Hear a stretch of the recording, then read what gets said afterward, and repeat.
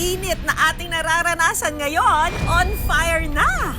Umaabot na nga ng mahigit 40 degrees ang init sa iba't ibang lugar sa Pilipinas. Babala ng pag-asa, posibleng sumampa pa sa 50 degrees. Dahilan kung bakit ang ilang klase sa eskwelahan kinailangan ng suspindihin.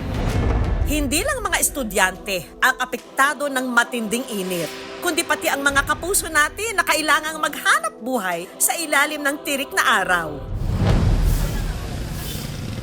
Tulad ni Zenaida na isang street sweeper. Ang duty niya kasi sa trabaho nagsisimula ng 1:00 ng hapon. Pag ganito po kainit, mahirap. Kaso, titiisin para sa pamilya. Ganon daw kasi kainit ang pagmamahal ni Zenaida para sa kanyang 4 na anak. Pero sa panahon ngayon, hindi lang daw sipag at tiyaga ang baon niya, kundi mga pamproteksyon din laban sa init. Sombrero po, tapos yung ano namin, may dugtong. Yun minsan naman yung uniform namin, long sleeve. At ang hindi niya raw makakalimutan, Tubig lang po ng tubig para maiwasan po matuyuan ng pawis. tubig is the key talaga. Pero sa panahon ngayon, paano kung may humingi sa'yo ng maiinom na hindi mo naman kakilala? Iinit ba ang ulo mo at hindi ito pagbibigyan? O cool ka lang at magiging good Samaritan? Yan ang aalamin natin sa ating eksperimento. Sa ating unang eksena, ang kasabwat nating si Ishmael na kunwari kanina pa naglalakad sa initan, may magpapainom kaya ng tubig sa kanya?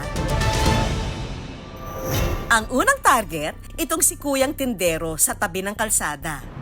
Hello po, Nay, Tay. Baka pwede po ako makainom ng tubig. Una po kasi ako eh. Baka pwede lang po. Layo pa po kasi lalakarin ko eh. Si Kuya, walang patumpik-tumpik. Bigyan mo, Jubi, tubig. Tubig lang ang hiningi. Refreshing sa malamig pa ang ibinigay. Thank you po, Tay. I-reveal na natin ang eksena. Sabi ko, bigyan mo na Joby. Bakit po? Nainitan daw siya eh. Maliit na bagay lang naman po yung tumulong na ganyan. Salamat po ha sa inyong maliit pero nakakataba ng pusong pagtulong. Ang next naman nating target, si tatay na nakatambay sa labas ng kanyang bahay. Pero bago pa man makalapit ang ating kasabwat, si tatay biglang pumasok. Pagbubuksan pa kaya siya nito?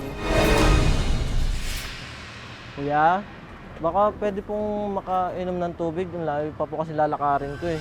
Oh no! Si tatay biglang pumasok ulit ng bahay. Una po ako, kuya. Ano sa palagay niyo? Bigo na kaya tayo?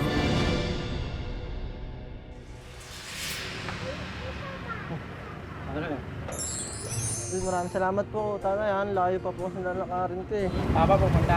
Pauwi pa po sa amin. Si tatay, lumabas na may dalang baso ng tubig.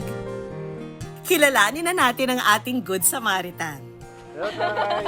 Hello po, Tay. Thank you po sa pagpapainom sa kanya ng Thank you po. tubig. Siyempre, nauuhaw yan eh. Uwawa naman yung bata. Siyempre, pagbibigyan mo pagka meron naman, bakit? At saka una tubig lang yun. Kung may pera man lang, 20 pesos, walang problema yun eh. Salamat sa patubig nyo, Tatay Leonardo. Ang susunod namang eksena, ang kasabot nating si Joel na magpapanggap na tindero ng tubig. Susubukang makiinom sa iba. Ate, pwede po makainom? Hindi ko po pwede bawasan to eh. Sayang po kasi eh. Habang ang kasabot naman nating si Heidi, kokontra. Humihingi ka ng tubig? Nagtitinda ka ng tubig? Wala nang libre-libre ngayon. Simulan na natin ang eksena. Ate, pwede po makainom? Ano ba yung tinitinda mo? Tubig. Tubig? Wala pa kasi Nagtitinda ka pala ng tubig. Bakit ka humihingi? Nakiinom lang ako, wala pa kasing benta. Ha? Ay, po meron ka sa likod mo. Aba, deadma sa pagtataray ng ating kasabwat. Bawasan mo na yung tinda mo. Sige kuya, libre naman doon. Itinuro pa ang inuman ng tubig kay kuya. I-reveal na natin sa kanila. Ma'am, yung kanina pong nangihingi ng tubig, ano po yun, social experiment. Ah! Sabi niya, tubig pala eh, ba't di mo inamin yung paninda mo. So sabi ko, paninda niya yun eh, bakit niya iinumin? Eh, siyempre, kung nangungumisyon lang yung matanda, bakit mo painumin yung tinda mo? Okay lang yung magbigay, tumulong ka na uuaw yun. Kasi alam namin yung pang mahirap, di ba? Yung paninda niya, inumin niya, siyempre po, nandun yun. During this time na sobrang init ng panahon, lahat tayo may shared experience. Shared experience ito na lahat ay nakakaramdam. May empathy tayo sa mga kasamahan. Naturally, ay tayo ay tumutulong. Kaya naman, katulad ng pagtulong ng ating mga kapuso, kami rin may good news na hatid sa mga kababayan nating nagtatrabaho sa initan. Libreng tubig po para sa inyo. Libreng tubig po para sa good. From good news po. Thank you po, thank you. From good news. Hi. Pagpatanggal ng uhaw. Thank you. Pahinga muna. Paalala po ng Department of Health, mag-ingat ngayong matindi ang init ng panahon. Kung lalabas, siguraduhin magdala ng payong o magsuot ng sombrero. Magsuot din ng preskong damit. Huwag magbabad sa araw, lalo na mula alas 10 ng umaga hanggang alas 3 ng hapon. At syempre, uminom ng maraming tubig. Stay hydrated mga kapuso. Sarap.